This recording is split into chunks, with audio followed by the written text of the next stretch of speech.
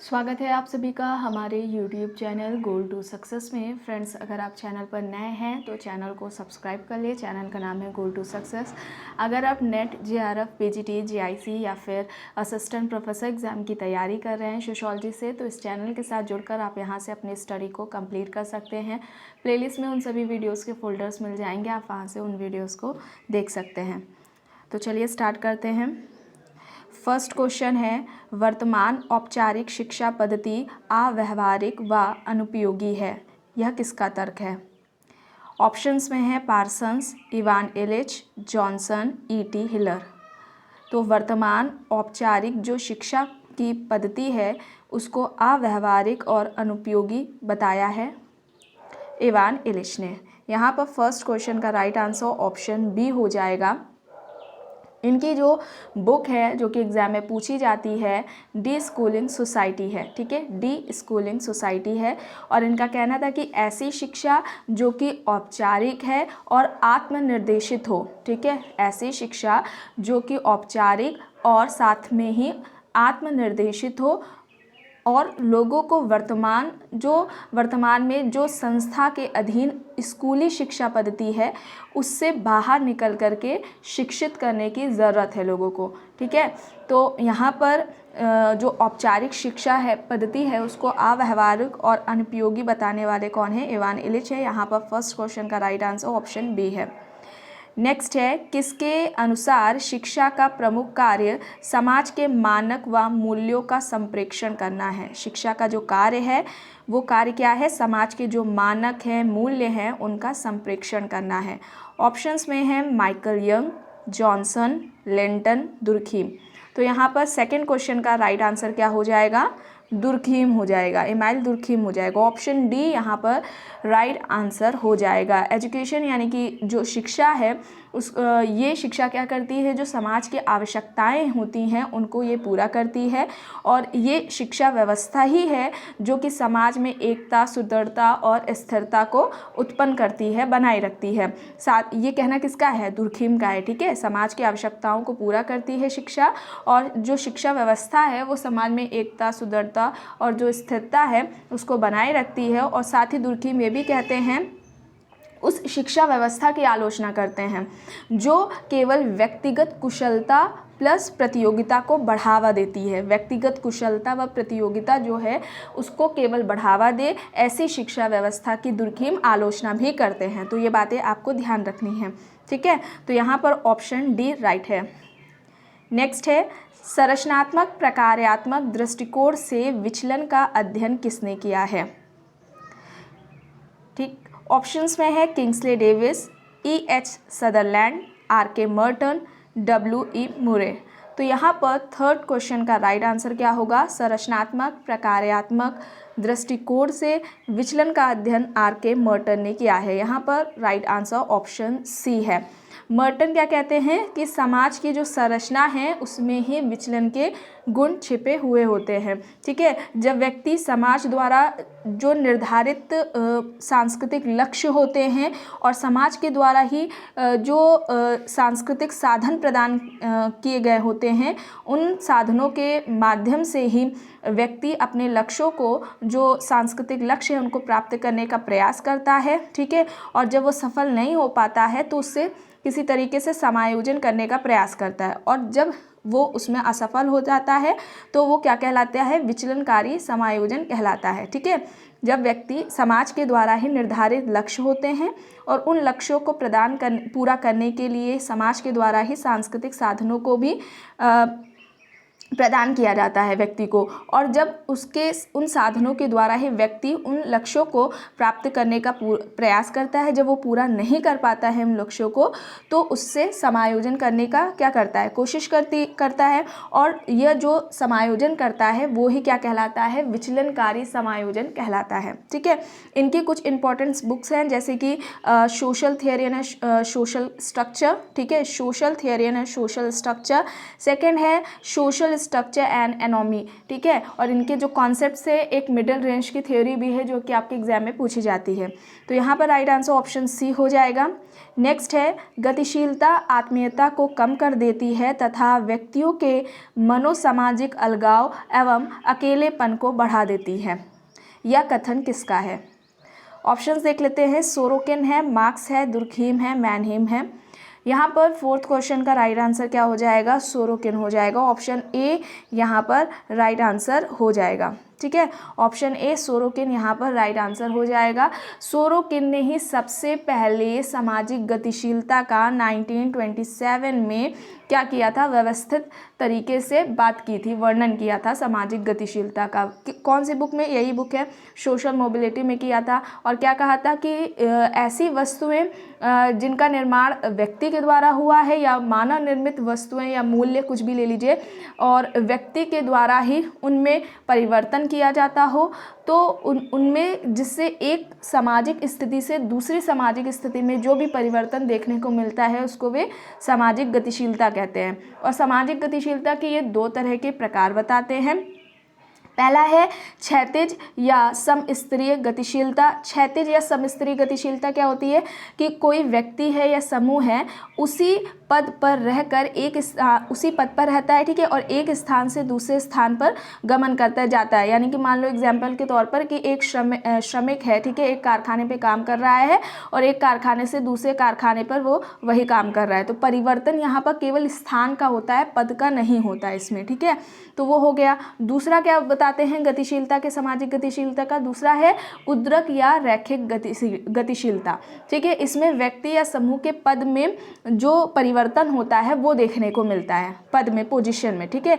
स्थान में किसी भी तरीके का कोई परिवर्तन नहीं होता है, ठीक है। और सोरोकिन इसको क्या कहते हैं? संरचनात्मक परिवर्तन कहते हैं, ठीक है।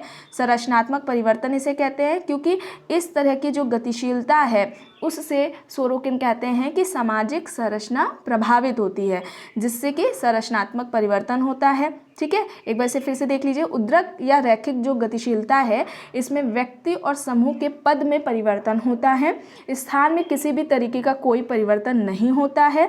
और सोरोकिन इसको क्या बोलते हैं? इस तरीके के परिवर्तन को संरचनात्मक परिवर्तन कहते हैं, क्योंकि ये जो गतिशीलता होती है वो सामाजिक संरचना को क्या करती है? प्रभावित करती है, जिससे कि संरचनात्मक परिवर्तन होता है। और सोरोकिन इसके भी दो तरीके के प्रकार बताते हैं, ठीक है। अब वो कौन से हैं? एक है ऊर्ध्वगामी गतिशीलता। इसमें ऊपर की ओर परिवर्तन देखने को मिलता है। जैसे कि एग्जाम्पल के तौर पर रख लो कि कोई व्यक्ति है, हाँ, ठीक है, शिक्षक है, टीचर है, और फिर वो IAS ऑफिसर बन जाता है।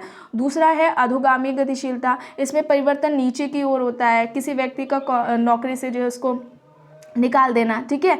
तो यहाँ पर फोर्थ क्वेश्चन का राइट आंसर क्या हो जाएगा? ऑप्शन ए हो जाएगा। नेक्स्ट है, स्पेंसर के मतानुसार औद्योगिक समाज की प्रमुख विशेषता है ऐच्छिक सहयोग, अनिवार्य सहयोग, सहयोग या फिर असहयोग।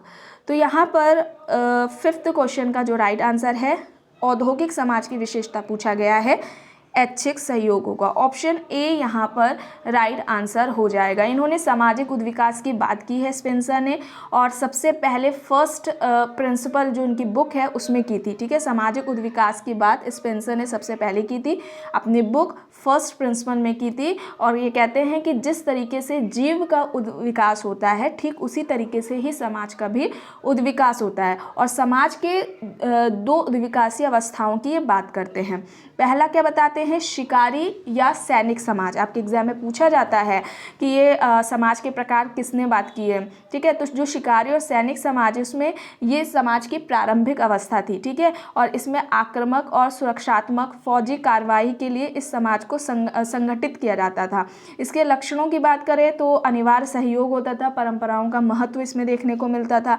दूसरा, औद्योगिक जो समाज होता है, इससे समाज मानव उत्पादन और कल्याण पर यह आधारित समाज है, ठीक। और इसमें अगर लक्षणों की बात की जाए तो ऐच्छिक या स्वैच्छिक सहयोग होगा। सरकार का जो राजनीतिक नियंत्रण होता है, ठीक है, उससे आर्थिक क्षेत्र अलग रखा जाता है, आर्थिक क्षेत्र अलग होता है, ठीक, जिसको हम अहस्तक्षेप की नीति कहते हैं। और इसमें क्या होता है, लिखित कानून का महत्व देखने को मिलता है, ठीक है। तो यहाँ पर जो औद्योगिक समाज की विशेषता है वो ऐच्छिक सहयोग हो जाएगा, ऑप्शन ए। नेक्स्ट है पर संस्कृति ग्रहण है, ऑप्शंस देख लीजिए।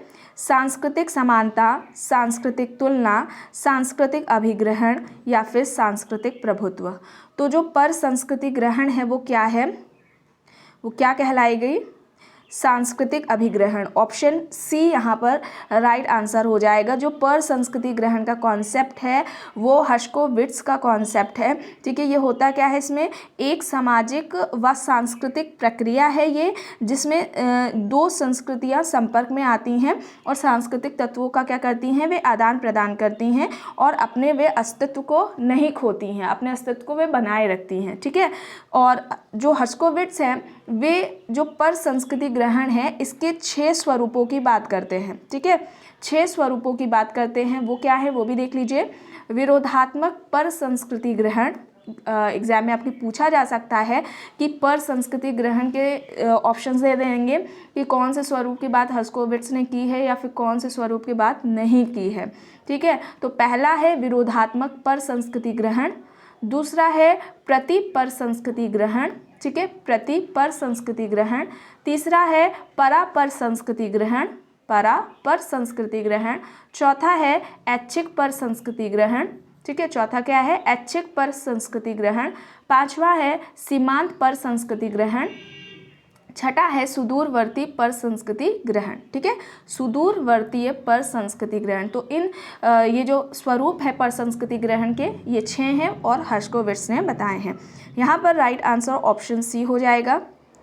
नेक्स्ट है मैक्स वेबर के अनुसार, ऑप्शंस देखिए, ऐतिहासिक दृष्टि से सभी समाज वर्ग के आधार पर विभाजित हैं।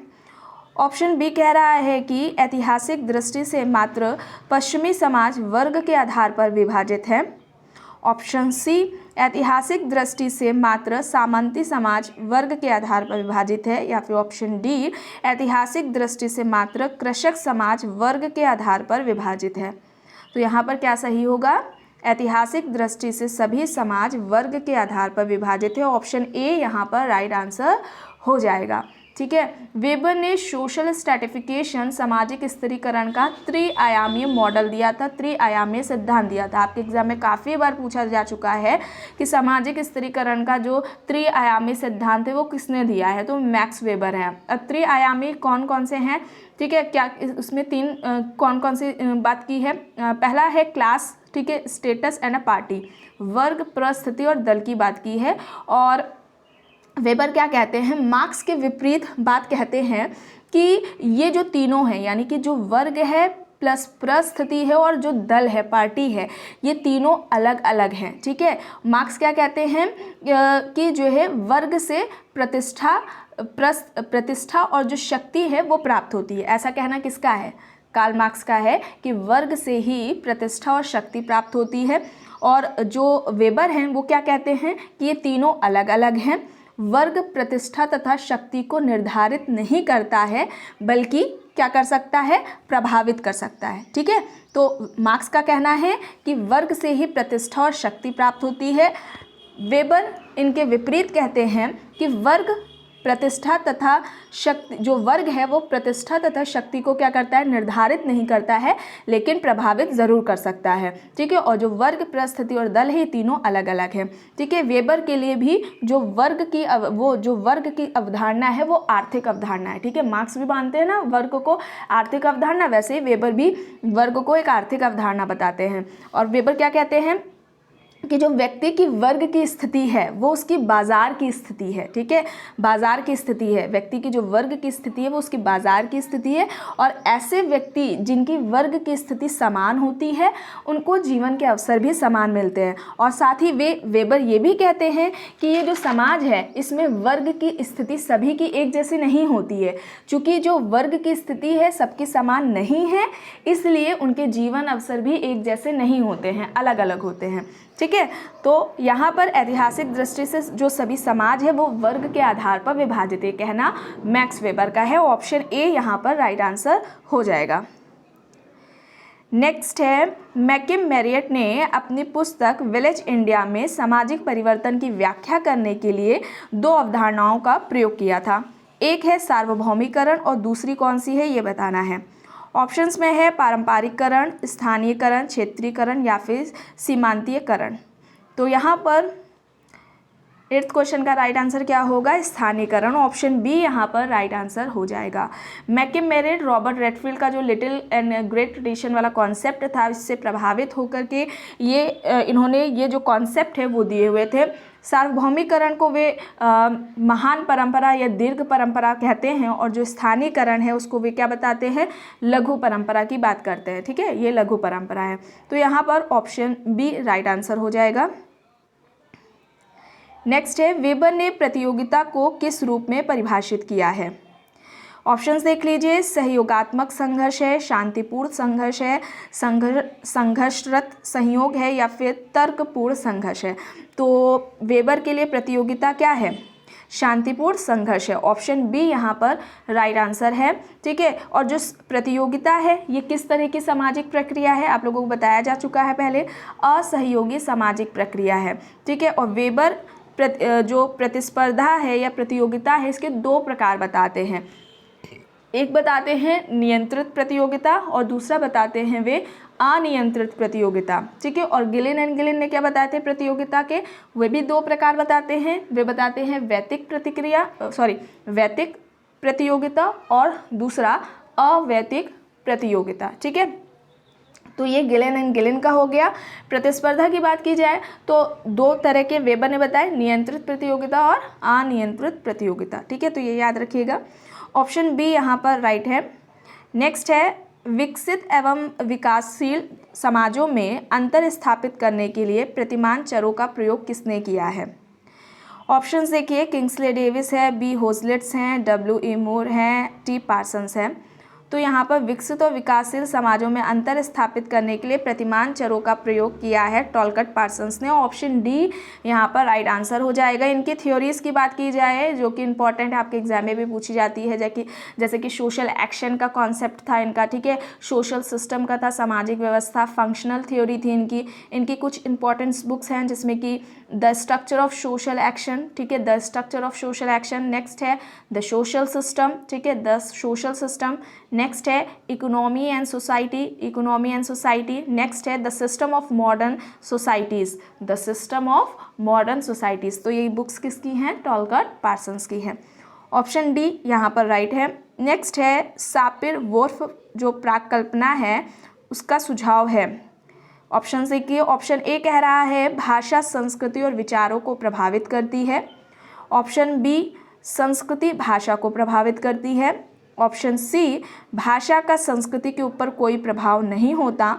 ऑप्शन डी संस्कृति का भाषा के ऊपर कोई प्रभाव नहीं होता। तो सापिर वोर्फ की जो प्राकल्पना है, ठीक है, उसके अनुसार क्या है, उनका क्या कहना है, भाषा संस्कृति और विचारों को क्या करती है, प्रभावित करती है। ऑप्शन ए यहाँ पर राइट आंसर हो जाएगा। नेक्स्ट है रॉबर्ट बियरस्टेड की बताई संस्कृति की जो विषय वस्तु है उसमें निम्नांकित 4 विकल्पों में से कौन सा लक्षण सही नहीं है।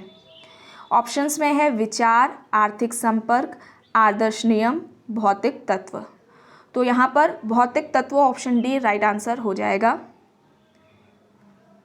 नेक्स्ट है किसने कहा है कि ग्रामीण क्षेत्रों में सामाजिक जीवन अन्य से सहयोग का विविध प्रारूप है। ऑप्शंस में है धनाग्रे, R. Redfield, A.R. Desai, T.L. Smith. तो यहाँ पर राइट आंसर क्या हो जाएगा, धनाग्रे हो जाएगा। ऑप्शन ए यहाँ पर राइट आंसर हो जाएगा। नेक्स्ट है निम्न समाजशास्त्रियों में से किसने समूहों को अंतः समूह तथा बाह्य समूह में वर्गीकृत किया है। ऑप्शंस में है बोटोमो, जॉनसन, समनर, किंग्सले डेविस। तो यहाँ पर समनर है, ऑप्शन सी राइट आंसर हो जाएगा। इन ग्रुप एंड आउट ग्रुप की उन्होंने बात की थी, ऑप्शन सी यहाँ पर राइट आंसर हो जाएगा। नेक्स्ट है लघु समुदाय की अवधारणा का भारतीय ग्रामीण समाज के अध्ययन में उपयोग एवं परीक्षण किसने किया है? ठीक है, लिटिल कम्युनिटी का जो कॉन्सेप्ट था उसका भारतीय ग्रामीण समाज के अध्ययन में उपयोग और परीक्षण इनमें से किसने किया है? ऑप्शंस में है एस.सी. दुबे, श्रीनिवास, बी.आर. चौहान, योगेश अटल। तो यहाँ पर राइट आंसर क्या हो जाएगा? बी.आर. चौहान। ऑप्शन सी यहाँ पर राइट आंसर हो जाएगा। नेक्स्ट है, किसके विचारानुसार समूह आकार, एक रूपता और भौतिक पृथक्करण समूह व्यवहार को प्रभावित करते हैं? ऑप्शंस में है पीटर एम्ब्लॉ, G C. Holmes, Kingsley Davis, Robert K Merton. तो यहाँ पर जी.सी. होम्स होगा।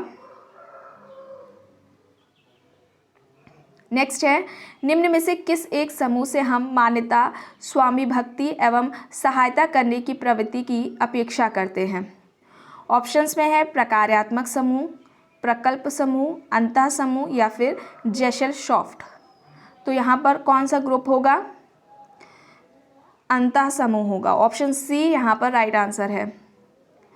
नेक्स्ट है, निम्न कथनों में से कौन सा कथन एक गलत है? ऑप्शन एक है संस्कृति मानव निर्मित है, संस्कृति सामाजिक विरासत है, संस्कृति सामूहिक चेतना का एक स्वरूप है या फिर संस्कृति एक वैयक्तिक तथ्य है।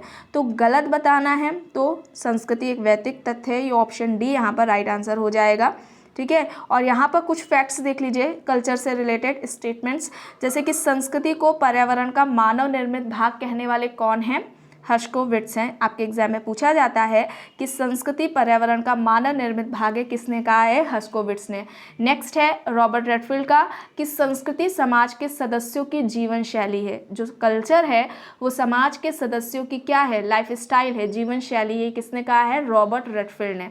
नेक्स्ट है मजूमदार एम मदान का कि लोगों के जीने का ढंग ही संस्कृति है। ठीक है, लोगों के जीने का जो ढंग है, तरीका है, उसको ही वे संस्कृति कहते हैं। कौन? मजूमदार एंड मदान।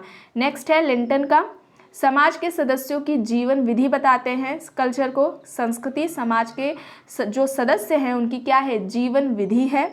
नेक्स्ट है रॉबर्ट लॉबी का। ठीक है, रॉबर्ट लॉबी ये क्या कहते हैं? संस्कृति क्या है? एक संपूर्ण सामाजिक विरासत है। ठीक है, याद रखिएगा, इंपॉर्टेंट है। लॉबी का क्या कहना है कि जो संस्कृति है वह संपूर्ण सामाजिक विरासत है। इसकी कल्चर की विशेषताएं आपने देखी। इसके अलावा ये भी है कि संस्कृति मानव आवश्यकताओं को पूरा करती है, इसमें अनुकूलन की क्षमता होती है। ठीक है, और इसके अलावा ये संस्कृति क्या होती है? हस्तांतरित की जाती है, हस्तांतरित होती है। ठीक है, ऑप्शन डी यहाँ पर राइट आंसर है। नेक्स्ट है भारत में पश्चिमीकरण को किस अवधारणा से स्पष्ट किया जा सकता है? ऑप्शंस में है समायोजन, संदर्भ समूह, सात्मीकरण, पर संस्कृतिकरण। ठीक है, पश्चिमीकरण का जो कॉन्सेप्ट है उसको इनमें से किस अवधारणा से हम स्पष्ट कर सकते हैं? देख सकते हैं, समायोजन है, संदर्भ समूह है, सात्मीकरण है, पर संस्कृतिकरण है। तो ये संदर्भ समूह होगा, रेफरेंस ग्रुप। ठीक है, ऑप्शन बी यहाँ पर राइट आंसर हो जाएगा। सबसे पहले ठीक है ये जो कॉन्सेप्ट है, इस शब्द का प्रयोग किसने किया था? कॉन्सेप्ट किसका था? फर्स्ट हाइमन का था। इनकी बुक का नाम क्या था? The psychology of status. इसके बाद शेरिफ ने यूज़ किया है, ऑटो क्लाइनबर्ग है, ठीक है, स्टॉफर है, मर्टन है, न्यूकॉम है, इन सभी ने बात की। लेकिन अगर समाजशास्त्रीय व्याख्या की बात करते हैं, समाजशास्त्रीय व्याख्या में संदर्भ समूह शब्द है या कॉन्सेप्ट है, उसका यूज़ किसने किया है? मर्टन ने। ठीक है, तो ये याद रखिएगा, ऑप्शन बी यहाँ पर राइट है। नेक्स्ट है प्रिमिटिव कल्चर, ये जो बुक है वो किसकी है? ऑप्शंस में है क्रोबर, टाइलर, वेबर, दुर्खीम। तो प्रिमिटिव जो कल्चर है आपके एग्जाम में काफ़ी बार पूछी गई है, टाइलर की है ये बुक। ऑप्शन बी यहाँ पर राइट आंसर हो जाएगा। नेक्स्ट है फीफा विश्व कप 2026 वाला ये कहाँ आयोजित होने वाला है? कहाँ कहाँ होगा? तो ये यूएस, कनाडा, मैक्सिको में होगा। ऑप्शन डी यहाँ पर राइट आंसर है। नेक्स्ट है निम्नलिखित में से कौन सा युग्म सही रूप से मेल खाता है? कथक केरल, कुचिपुड़ी उड़ीसा, भारतनाट्यम तमिलनाडु, कथकली उत्तर प्रदेश। तो सही पूछा गया है, क्या हो जाएगा? भरतनाट्यम तमिलनाडु। ठीक है, कथक की बात की जाए तो ये यूपी से हो जाएगा। ठीक है, कुचिपुड़ी का हो जाएगा आंध्र प्रदेश। ठीक है, कुचिपुड़ी का क्या हो जाएगा? आंध्र प्रदेश हो जाएगा। और जो कथकली है वो कहाँ से आ जाएगा? केरल से हो जाएगा। ठीक है, ऑप्शन सी यहाँ पर राइट है। नेक्स्ट है एक आर्थिक व्यवस्था जिसे निजी तथा राज्य के उपक्रम को मिलाकर बनाई जाती है वो क्या कहलाती है? ठीक है, आर्थिक व्यवस्था जो कि निजी तथा राज्य के उपक्रम को मिलाकर बनाई जाएगी वो क्या कहलाई जाएगी? ऑप्शंस में है बाजार अर्थव्यवस्था, केंद्रीय रूप से नियोजित अर्थव्यवस्था, निजी अर्थव्यवस्था या फिर मिश्रित अर्थव्यवस्था। तो ये मिश्रित अर्थव्यवस्था कहलाएगी। ऑप्शन डी यहाँ पर राइट आंसर हो जाएगा। ठीक है, ऑप्शन डी होगा। ऐसी अर्थव्यवस्था जिसमें निजी और सार्वजनिक दोनों ही हों उसको क्या कहते हैं हम? मिश्रित अर्थव्यवस्था। भारत में ये है। ठीक है, ऑप्शन डी यहाँ पर राइट है। नेक्स्ट है भाखड़ा नागल जो परियोजना है वो कौन सी नदी पर है? ऑप्शंस में है गंगा, सतलज, कावेरी, ब्रह्मपुत्र। ठीक है, तो यहाँ पर सतलज नदी हो जाएगा। ऑप्शन बी राइट आंसर हो जाएगा। और इस परियोजना से जो संबंधित राज्य है वो पंजाब है, हरियाणा है, ठीक है, और राजस्थान है। तो ऑप्शन बी यहाँ पर राइट है। नेक्स्ट है लोकतंत्र में राजनीतिक दबाव समूह का कार्य क्या है?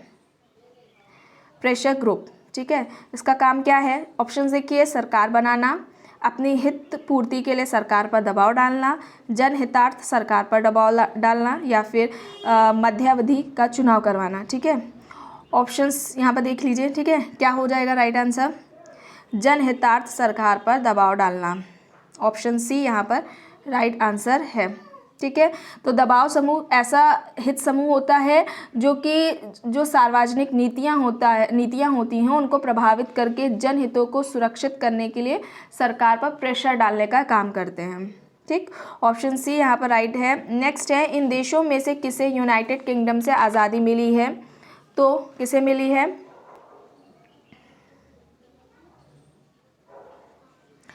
यूनाइटेड स्टेट्स को। ऑप्शन बी यहाँ पर राइट आंसर हो जाएगा। ठीक है, अमेरिका भी क्या था? ब्रिटिश साम्राज्य के उपनिवेश का पार्ट ही था। ठीक है, और अमेरिका को पूर्व स्वतंत्रता कब मिली थी? पूरी तरीके से 4 जुलाई 1776 में। ठीक है, तो यहाँ पर ऑप्शन बी राइट है। नेक्स्ट है निम्नलिखित में से कौन सा बांध महाराष्ट्र में स्थित है?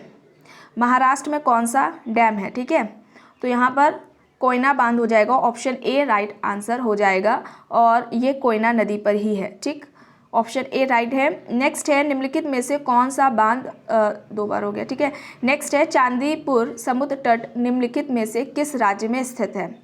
उड़ीसा, केरल, गोवा, पश्चिम बंगाल। तो यहाँ पर राइट आंसर क्या हो जाएगा?